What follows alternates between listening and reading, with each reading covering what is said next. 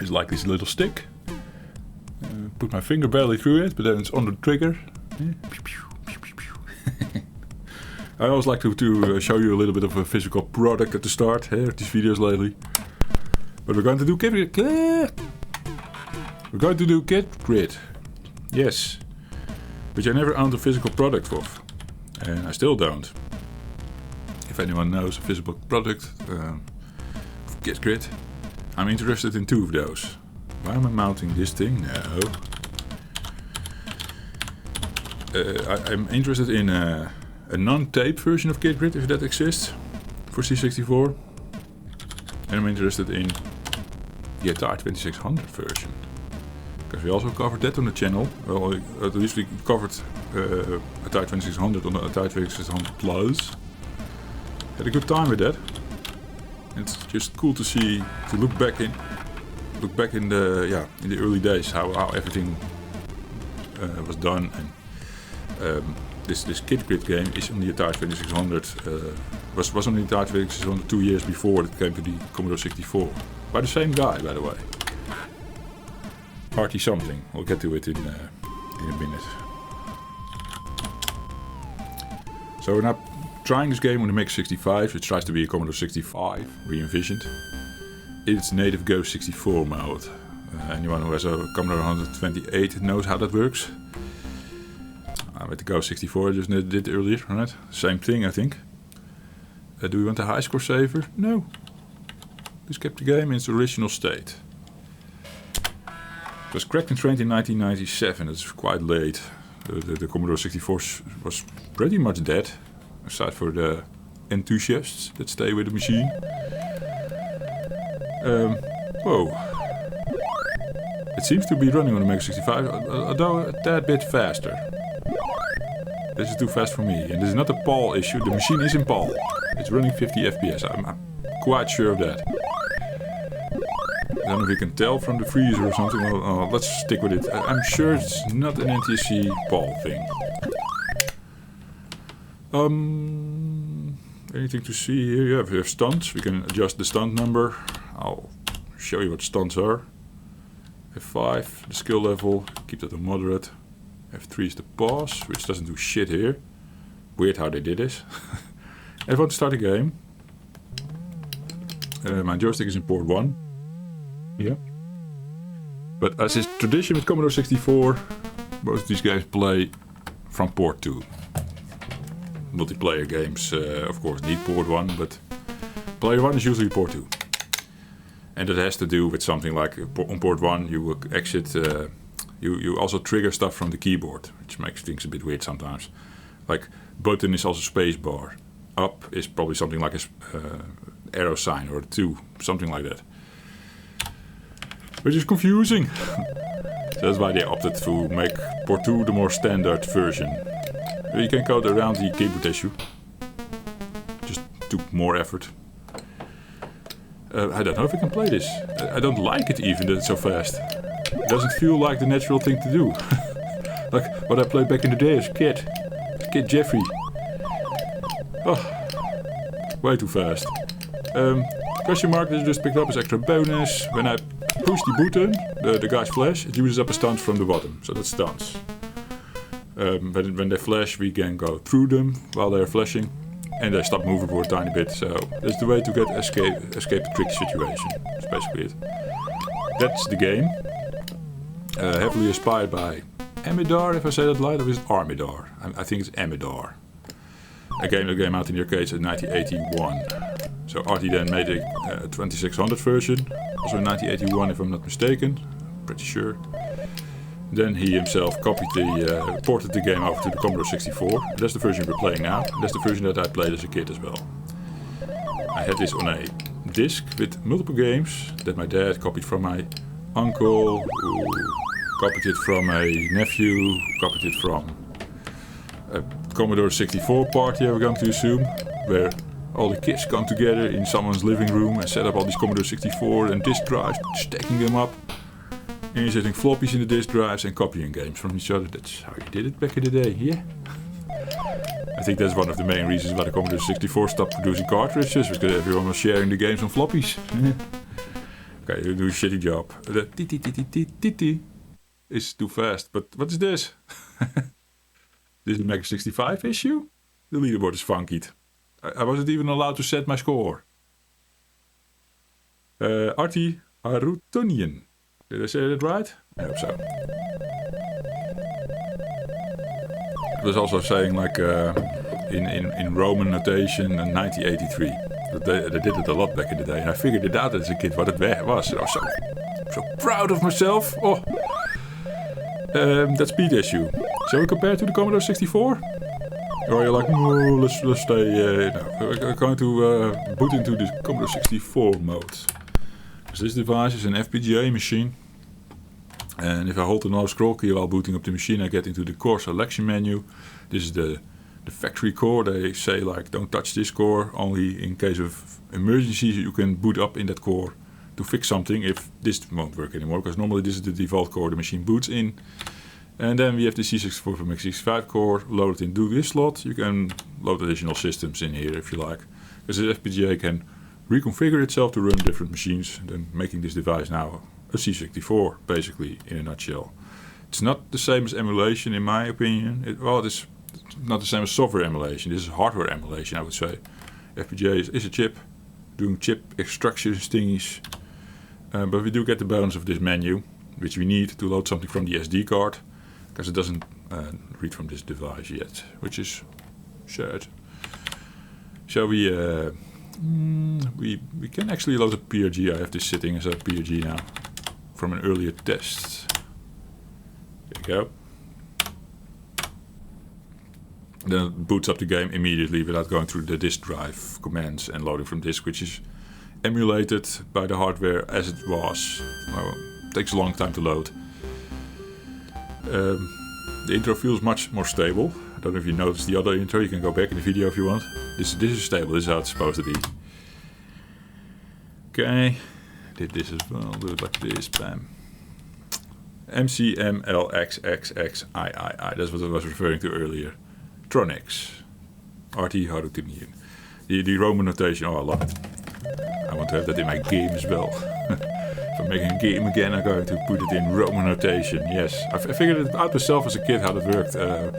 No, not entirely, but we don't have internet. It wasn't taught in school. Have one.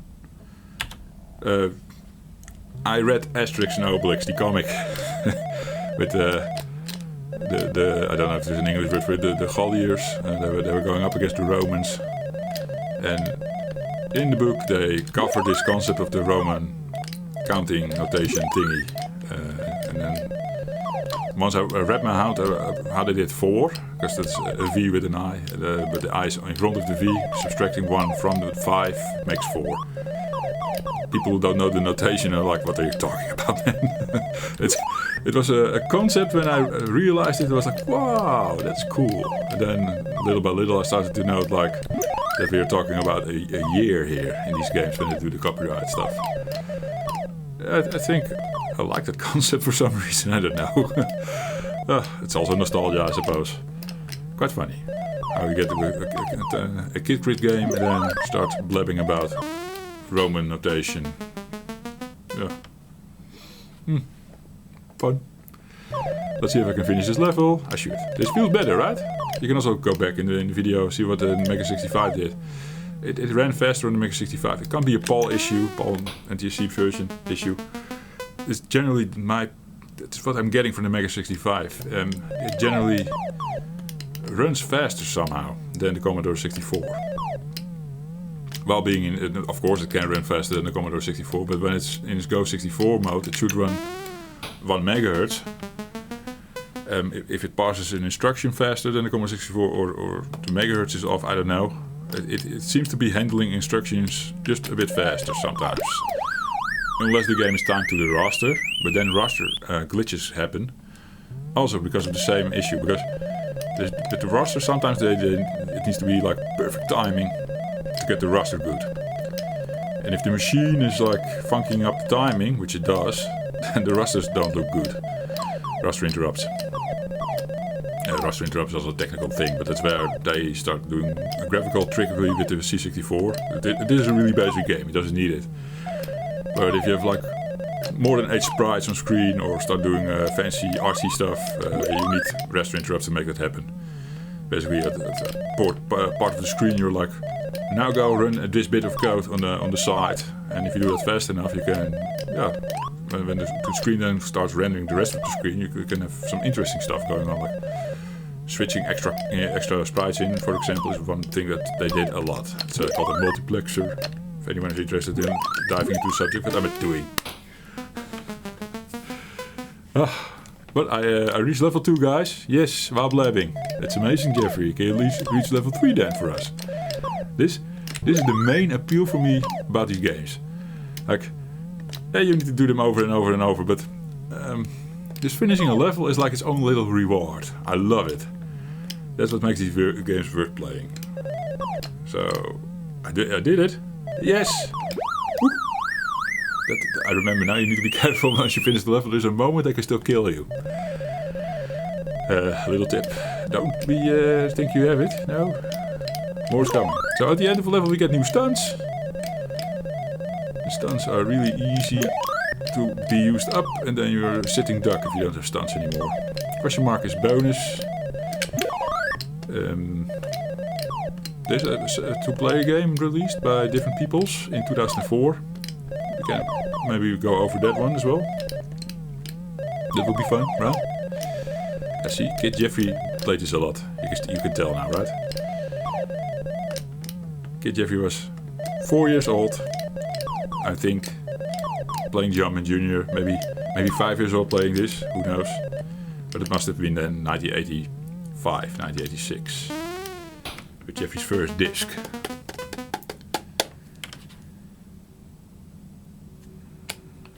Leaderboard is also funky in this version.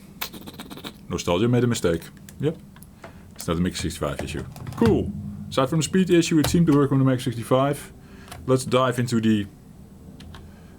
can we do a reset on the Commodore 64 core? Yes, we can, right? The reset button is always a bit magical on the MEGA65, but in Commodore 64 mode it seems okay-ish, yes? I have that on a 2004 disc. Sitting here. The two-player mode. I basically picked up the old game, cracked it, added some stuff of their own, and released it as some party. That's what I got from it. And this is a crack of the original release, I'm assuming. As presents. That must be standing for something that I don't know. It's probably ASS. And it stands for something, but who cares? They probably had to left themselves as well when they put this in. Maybe that was the whole concept, right? So funny. Ass and fart and butt. Oh. My daughter likes that. Eh? She's 7. She likes these jokes. Yeah, fart jokes. And the little guy is 3. The little man of the house. I wonder if he also gets into that soon. He starts talking now. Good, better than his dad. His English is better than his dad. Yeah. The HT boys decided it needed the two-player mode. Who's the HT boys? That's the guys who did the original release. Yes. Okay. Read the docs. Let's do. Then we can find out a little bit more where this game originated from. I assume. Pause the video if you want to read all this. This is just blah blah. Blah blah. You don't have to key presses during gameplay. Spaces pause the game instead of F3. F1, return to the option screen is the same. Restore to the title screen. I didn't know that. Restore is a magic button with the MEGA65, but I think in the core we're fine. We can try that. About the classic one, that's the same. New two-player mode. Kid versus Kid, yes. Brought from Gridland by Hack and Trade. I think Gridland is a thing in the... If you read the manual, that's what they base this off. It's a sort of a Tron concept where the kids go in the game. Originally released at Floppy 2004, they have it. I don't know what HT is standing for, but it's coded by Madman, and the MISC stuff is from Frantic, and they say greetings to Arti, which is nice. Yes, exit the arrow key. I read that. Trainer, and then no trainings. Yes, original game.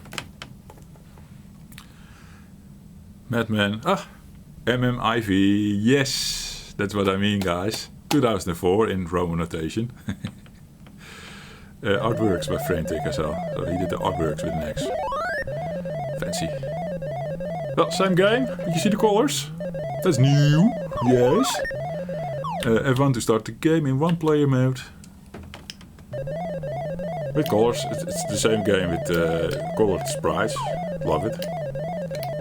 I should play this version from now on. It's just the upgraded version. I like it better. Yeah. Oop. Cool. Restore title. Works. F1 back to the screen here. Yes. 2-player mode. Don't press F3. Yeah. So this the 2-player the mode they have is like I'm red with my display in the top, wins and stance. In unlimited lives. I just color boxes. The question mark is now giving me an extra stunt. There's even 2 stunts even now. I think it's sort of random, like 1 to 3 stunts or whatever. So I can make this field all look red. Now you're going to know already what happens if I plug this thing into port 1. Then we can control Mr. Green Kid. Yes. That's not going to get annoying. But yeah. The guy with the most boxes at the end of the level wins this round. And then I assume we're going to the next stage. Because of the annoying toot, I'm not going to do that. Cool, right? I should definitely pick this up with sometime with my daughter, who's 7 years old now. I bet she can beat Daddy on this game, yes. So what do you think of Kid Crit, guys? It seemed to play on the MEGA65 a bit too fast, but we can use the core to play it better. I think I like the slower speed. It's already a tough game. It's an arcade game, of course, so which I truly love. I love going from level to level. Reaching a new level is its own reward, you know. It just feels good. I love it. Nostalgia for me, yes. Thank you for watching, and see you next one. Cheers.